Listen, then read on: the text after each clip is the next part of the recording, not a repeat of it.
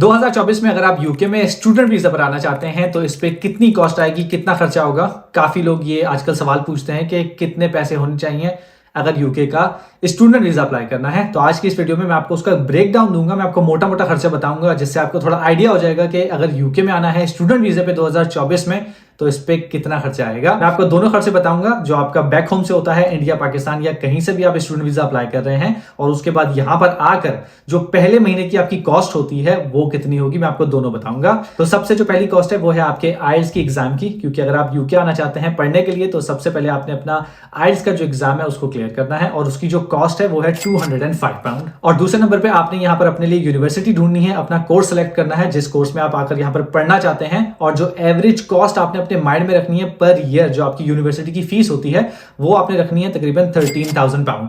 3 साल का कोर्स होता है। अगर आप अंडर ग्रेजुएट प्रोग्राम में आते हैं तो तकरीबन 39,000 ये आपके हो जाते हैं 3 साल में, लेकिन आपने वो 3 साल के देने नहीं है। आपने जो फर्स्ट ईयर का होता है 13,000 उसको माइंड में रखना है, और उसका भी आप 50% देकर आ सकते हैं, लेकिन आपने अपने माइंड में 1 साल की फीस रखनी है, तो वो हो गई 13,000 पाउंड। और तीसरे नंबर पे जब आप अपना वीजा अप्लाई करने जाएंगे तो वहां पर जो आपकी वीजा फीस होती है वो है 490 पाउंड, जो कि एक फिक्स अमाउंट है।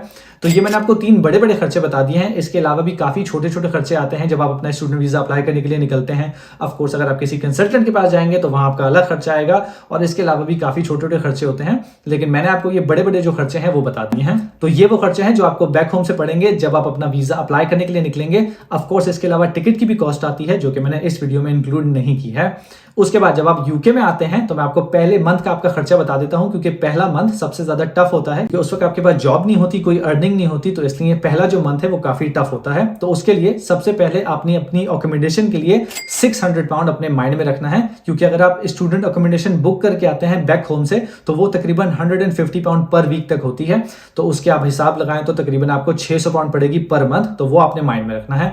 उसके अलावा 300 पाउंड आपने अपनी ग्रोसरी के लिए रखने हैं, जो आपने पहले मंथ में यहाँ पर आकर खाना पीना है, तकरीबन 300 पाउंड आपके लगेंगे। उसके बाद 150 पाउंड आपने अपनी ट्रैवल कॉस्ट का रखना है, क्योंकि अगर आप जॉब ढूंढने जाते हैं या यूनिवर्सिटी जाते हैं तो 150 पाउंड तक आपने ट्रैवल कॉस्ट अपने माइंड में रखनी है। तो ये तकरीबन हो गए 1100 पाउंड जो आपने पहले मंथ के लिए अपने साथ लेकर आने हैं, क्योंकि फिर अगर आपको जॉब मिल जाती है तो फिर आप यहाँ पर सेटल हो जाते हैं, आपकी इनकम आना शुरू हो जाती है, तो फिर वो बैलेंस हो जाता है। लेकिन पहले मंथ के लिए तकरीबन 1100 पाउंड आपकी जेब में होना चाहिए, अगर तो आपने यहाँ पर अच्छे से सर्वाइव करना है। तो गाइस ये थी आज की वीडियो। आई होप इस वीडियो से आपको थोड़ी सी हेल्प जरूर मिलेगी और इस चीज का आइडिया हो जाएगा कि आपके पास कितने पैसे होने चाहिए अगर तो आपने यूके में आकर पढ़ना है और स्टूडेंट वीजा अप्लाई करना है।